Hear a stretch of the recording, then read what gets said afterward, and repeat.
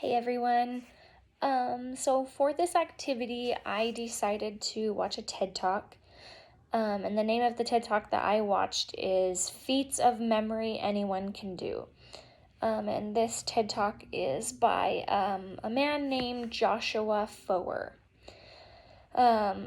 So he starts out the TED Talk by having everybody close their eyes and picturing this. So he has them picture them standing outside their houses.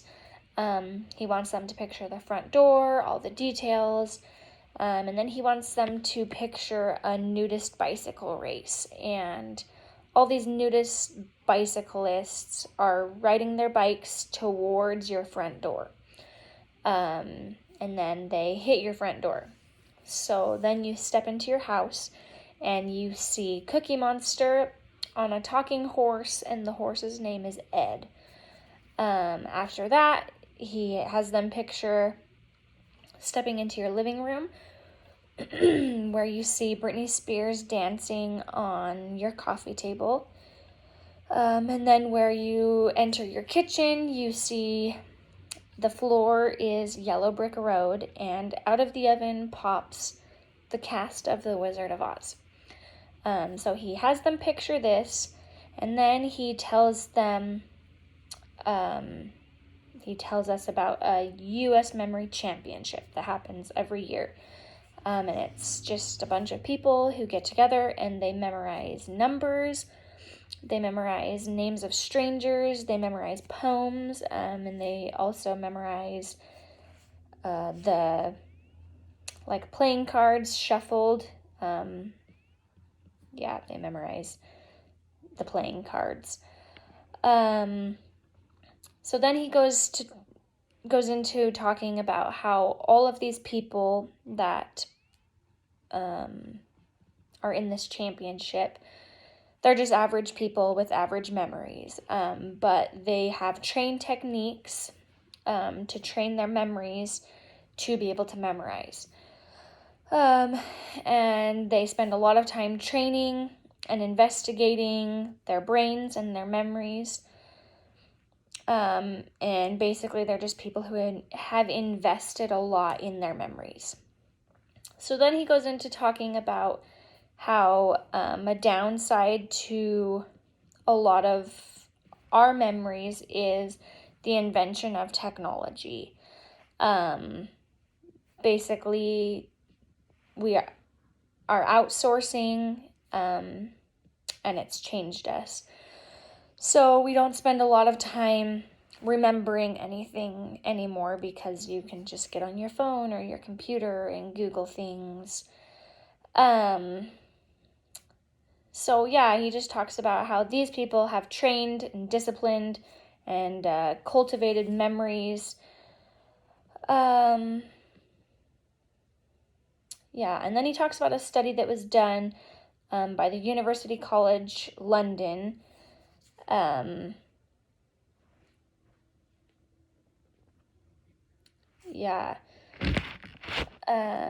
they decided to study these people who are in these memory championships and compare them to a regular person. So they noticed that the memory champions and the regular people have the same brains.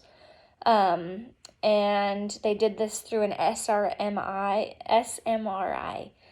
machine, and they had these people memorize things while they looked at their brains. And basically, the memory champions are no smarter than anybody else.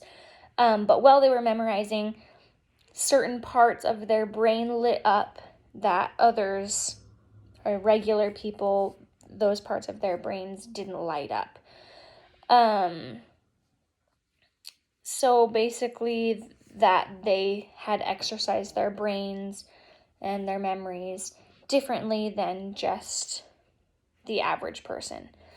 So then he talks about this paradox called the Baker and Baker. So he says if you were to tell two people You tell the first person to remember a guy named Baker. And then you tell the second person to remember a guy who is a baker. So you give it some time, and then you come back and you ask them what you told them. So he talks about how it's less likely to remember a name. So the person that you told to remember the name Baker is less likely to remember because a name means nothing. But we all know of a baker, we know who a baker is, we know things about a baker, so it has an associated hook with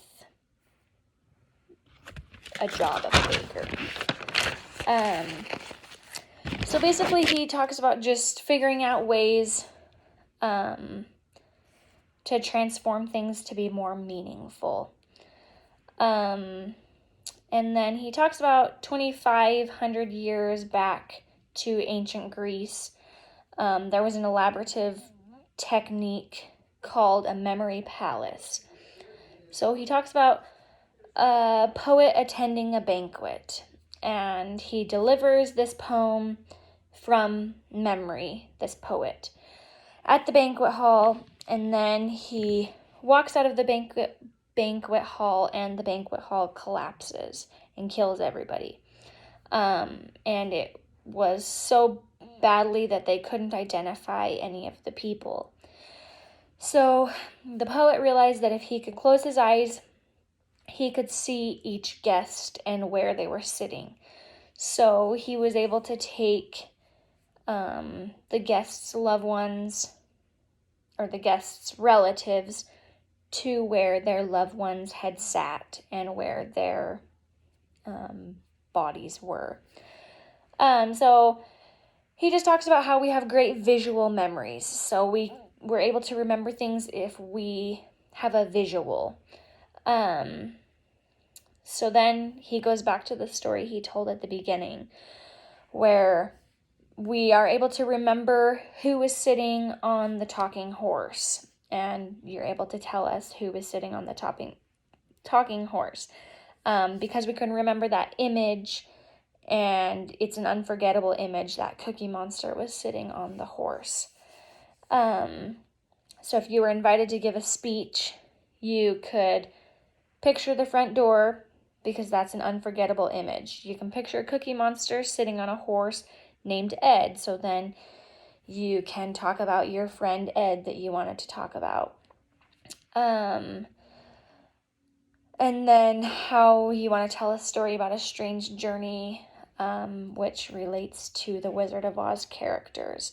So, he just talks about how if we relate a visual to what we want to talk about, we are able to remember things better. So he spent 15 to 20 minutes every day trying to remember something. And he realized that it's actually a lot of fun, and he got better at dreaming up images. So then he says that distraction is our memory's enemy. So we have a lot of distractions in our life that make it hard for us to memorize things. So after he had spent 15 to 20 minutes trying to remember something every day, he went back to the contest, and on accident, he ended up winning the contest. So yeah, we just have to, he says, great memories are learned when we pay attention, engage, and figure out why our memories are meaningful. And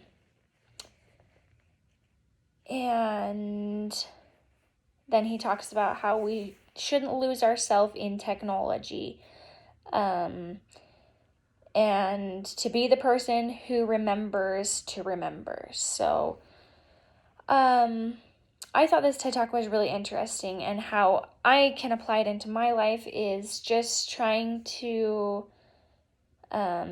exercise my memory more and do less Googling or, looking things up on my phone, and try to remember more to exercise my memory, because we know we're capable of having a very powerful memory. And then a question I had for you guys is, after all of this information, do you believe that memory is not a gift and that it can be learned? Or do you think that you're just blessed with a powerful memory? Anyway, that's my question for you guys, and hopefully you guys found this information as interesting as I did.